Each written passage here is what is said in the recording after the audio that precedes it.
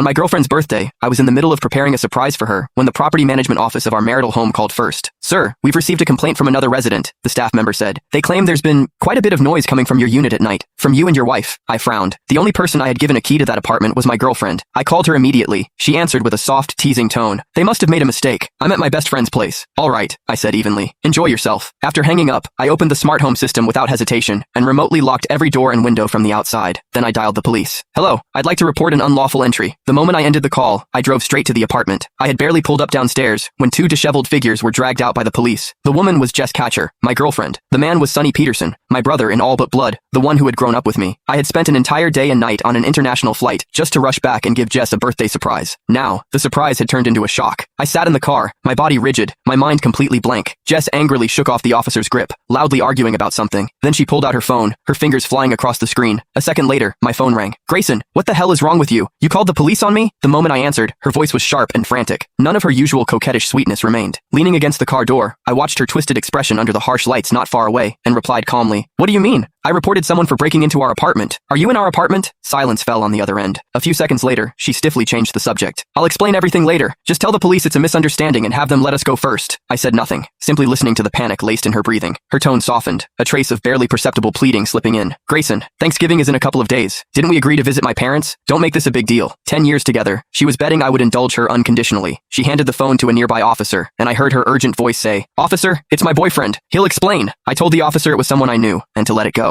A faint, meaningful chuckle came from the other end. Kid, you ought to wise up. Then the call ended. I knew exactly what he meant. But knowing something is one thing. Seeing it with your own eyes is another. When betrayal stands before you in the flesh, wearing the two faces you know best, the impact is enough to crush you entirely. I saw Sonny holding Jess's hand with a wounded expression, murmuring something softly. She kept patting his back, comforting him. The scene was both blinding and absurd. Just 2 days ago, Sonny had been on the phone with me, helping me plan a surprise for her, grinning as he said, Hurry up and marry Jess already. I'm waiting to drink at your wedding. I pulled out my phone and, as if possessed, opened his social feed. The latest post, uploaded an hour ago, was a grid of photos, a birthday cake, and red wine. Even though the background had been blurred, I recognized it instantly as our apartment. The caption read, She said she only spends important days with me. She and I, that's what us really means. My fingers stiffened as I scrolled down. Last holiday, Jess had told me she had to work overtime on a last-minute project, pulling an all-nighter. On Sonny's feed, there were two intertwined hands, fireworks lighting up the riverside behind them. On the woman's wrist was a small red mole, one I knew all too well. On the last Valentine's Day, Jess had said her best friend was heartbroken and needed company. Sonny had posted a photo of 2 movie tickets, before sunset, with the caption, Watching an old film with the one I love. And then there were the 14th of every month, when Jess always found one excuse or another to avoid seeing me. So that was where she had been, with Sonny. What else was there left not to understand? Not far away, the police seemed to finish lecturing them, and began to leave. Sonny took Jess's hand, as if ready to lead her away. In that moment, I decided to give her one last chance.